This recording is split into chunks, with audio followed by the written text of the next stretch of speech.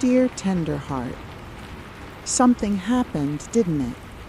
Maybe something big, a cruelty you didn't see coming, a betrayal that knocked the wind out of you, a moment when humanity showed you its ugliest face. Or maybe it wasn't one thing. Maybe it was just another day of witnessing the world's indifference, another headline that made your chest tighten, another interaction that reminded you how little kindness exists in places where you desperately need it. And now you're sitting here feeling bruised by it all, feeling like the world is too sharp, too cold, too harsh for someone like you, someone who feels things deeply, who wants to believe in goodness, who keeps hoping things will be different and keeps being disappointed. I know that feeling, that particular heartbreak that comes not from one person, but from existence itself, from the realization that the world doesn't operate on kindness, doesn't reward tenderness, doesn't protect the vulnerable or honor the good. That feeling of being too soft for a hard world, too open for a place that takes advantage of openness. I see you. I see your hurt, and I want you to know the problem isn't that you're too sensitive or too naive or too hopeful. The problem is that the world really is unkind sometimes, and that truth is heavy to carry, especially when you're someone who wishes it were different. There's a certain kind of cold that comes not from temperature, but from absence. I remember walking home one winter evening after a particularly hard day. The air was frigid, but it wasn't the cold that got to me. It was the emptiness. The streets were deserted. The windows in the buildings were dark or curtained. Everyone was inside, warm and separate, and I was outside, alone, surrounded by a city full of people who didn't know I existed. That's what the world's unkindness feels like sometimes. Not actively hostile, just absent, indifferent, cold in a way that has nothing to do with weather and everything to do with disconnection. You reach out and nothing reaches back. You hurt and the world just keeps moving. You need gentleness and the world offers you sharpness instead. And the loneliest part is that everyone else seems to handle it fine. They seem to have thicker skin, harder edges, better defenses. They don't seem to be walking around feeling wounded by the world's roughness. They don't seem to care when the world is cruel. They just shrug and move on. But you can't shrug it off. When the world is unkind, you feel it in your body, in your chest, in the weight that settles over you. You carry it, and sometimes you wonder if there's something wrong with you for caring so much, for being so affected, for not being able to just accept that this is how things are. There's nothing wrong with you. You're just someone who has more sensitivity to cruelty. And that's not a flaw. That's not weakness. That's just who you are. Let me tell you about something I learned from gardening. There are plants called indicator species, plants that are so sensitive to their environment that they show signs of stress before anything else does. When the soil is contaminated, they wilt first. When the air quality drops, they yellow before other plants even notice. When something is wrong with the ecosystem, they're the first to show it. Gardeners don't look at these sensitive plants and think, "What's wrong with you? Why can't you be tougher?" They look at them and think, "Thank you for the warning. Thank you for showing me what I can't see yet. Thank you for being sensitive enough to alert me that something needs attention." You're an indicator species for humanity. When the world is unkind, you feel it first, feel it deepest, feel it in ways that others might not notice until much later. And that sensitivity, that raw, painful awareness, it's not something to be ashamed of. It's information. It's truth-telling. It's the part of you that refuses to become numb, refuses to accept cruelty as normal, refuses to pretend everything is fine when it's not.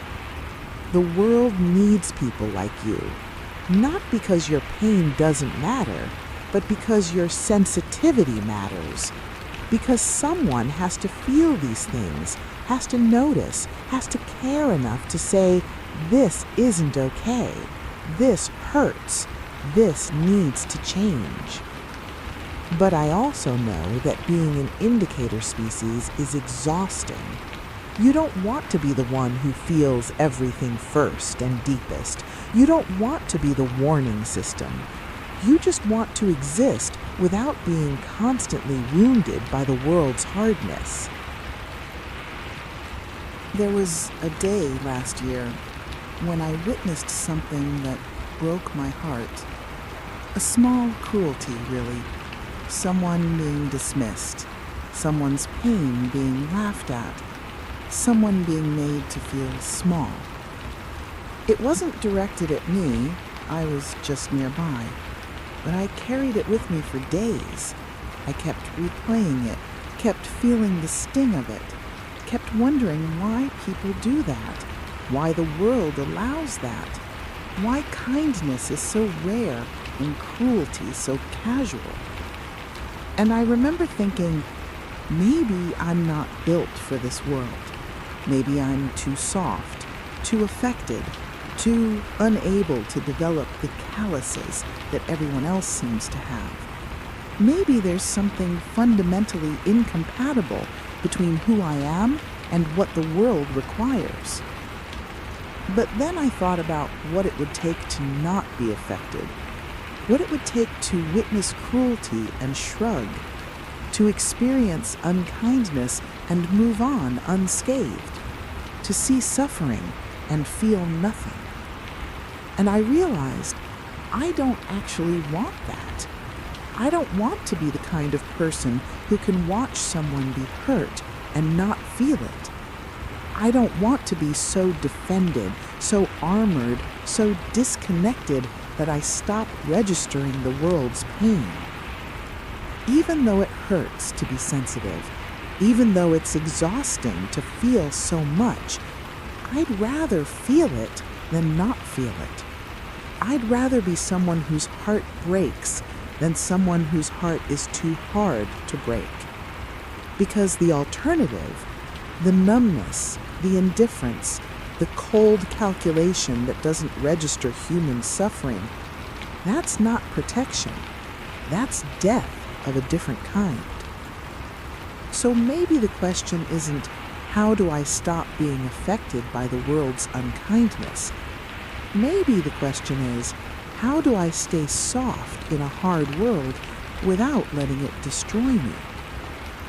I want to tell you something that might be hard to hear. The world isn't going to become kinder just because you need it to. I wish I could promise you that if you just hold on, if you just stay good and soft and open, eventually the world will match your energy, that kindness will be returned, that your tenderness will be protected. But I can't promise that. Because the truth is, the world is what it is. Beautiful and terrible, kind and cruel, often in the same breath. And no amount of hoping or deserving or being good will change its fundamental nature. What I can tell you is this: you get to decide how you move through this unkind world. You get to decide whether you harden in response to its hardness, or whether you find a way to stay soft.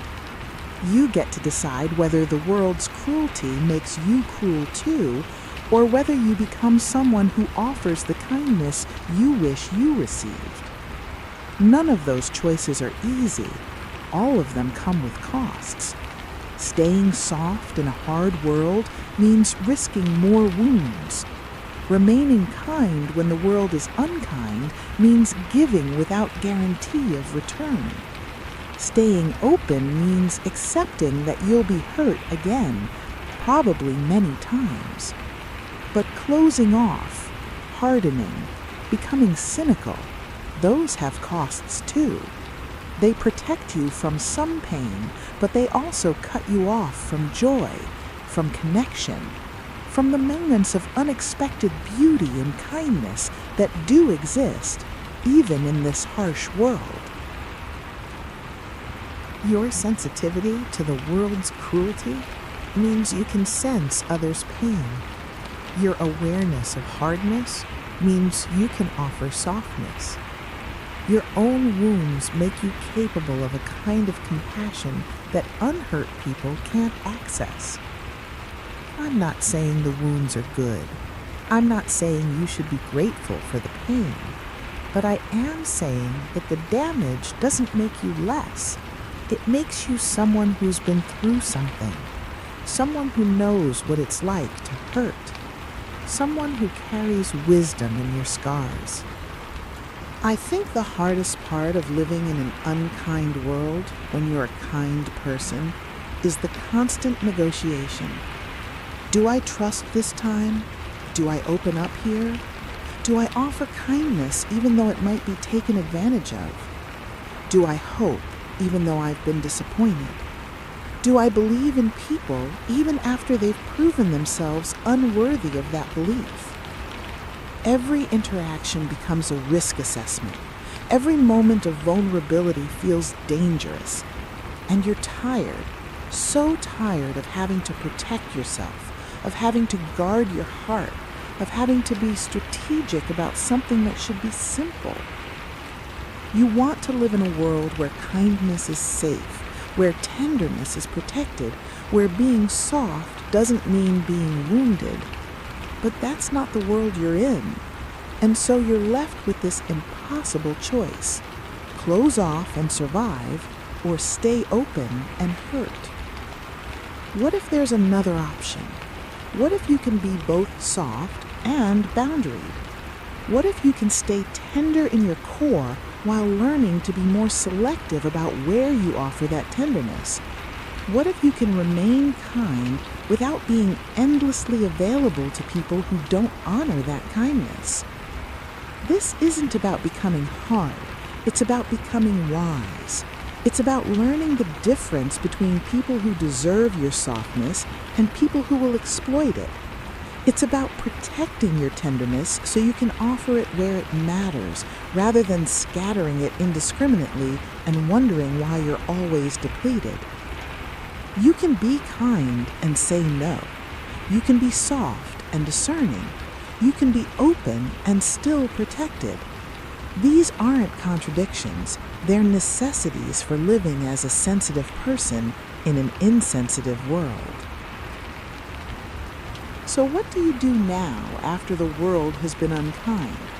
How do you keep going when your heart feels bruised and your faith in humanity feels shaken? You grieve. You let yourself feel the disappointment, the hurt, the anger at the unfairness of it all. You don't rush to forgive or understand or make it okay. You just let it be what it is: painful, unfair, real. And then, when you're ready, you do the smallest act of kindness you can manage. Not for the world necessarily, not even for another person if you're not ready for that, but for yourself. You offer yourself the gentleness the world didn't give you. You speak to yourself with the softness you wished you'd encountered. You protect your own tender heart the way you wished someone else had protected it. Because here's what I've learned. You can't control how kind the world is. You can't force people to be gentler, force systems to be more humane, force life to be fair. But you can control how you treat yourself in the aftermath. You can be the kind presence you needed. You can offer yourself refuge from the harshness. And sometimes that's enough. That small act of self-kindness in an unkind world, it doesn't fix everything, but it reminds you that kindness still exists, that you can create it even when you can't find it, that you carry within you the very thing you're searching for. Before I close this letter, I want to give you one more image to hold. There's a phenomenon in nature called nurse logs. When a tree falls in the forest, it doesn't just decay and disappear. It becomes a nursery for new life. Moss grows on it. Seedlings take root in it. The fallen tree, wounded by the world, becomes the foundation for an entire ecosystem. The tree didn't choose to fall. The damage wasn't good or fair or deserved, but in its wounded state, it became something essential, a place where new, tender things could grow, a soft place in a hard forest, a refuge for vulnerable life. You might feel like a fallen tree right now, knocked down by the world's unkindness, damaged, unable to stand the way you used to. But you're becoming something else, a place where tenderness can take root, where gentleness can grow, where other wounded people can find shelter. Your sensitivity, your softness, your refusal to harden even after being hurt, these aren't weaknesses. They're the conditions that allow beauty to exist in harsh places. They're the soil where kindness grows. Dear weary heart, the world was unkind to you, and I'm sorry. I'm sorry that you have to navigate a place that's so often sharp when you're so soft. I'm sorry that your kindness isn't always returned. I'm sorry that the world doesn't protect gentle things the way it should.